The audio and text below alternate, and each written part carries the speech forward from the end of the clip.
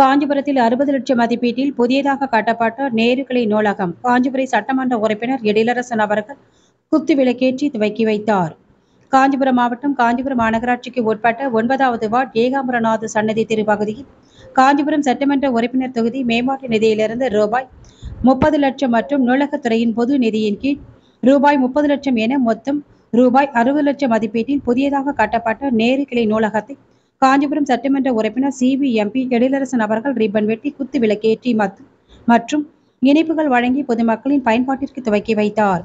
இந்நிகழ்ச்சியில் காஞ்சிபுரம் மாநகராட்சி மேயர் மகாலட்சுமி யுவராஜ், மாநகர செயலாளர் சி.கே.வி. தமிழ்ச்செல்வம், மாநகர துணை செயலாளர் ஏ.எஸ். முத்துச்செல்வம் மற்றும் திராவிட முன்னேற்ற கழகத்தின் நிர்வாகிகள் மற்றும் பொறுப்பாளர்கள், கழக தோழர்கள் உடன் இருந்தனர்.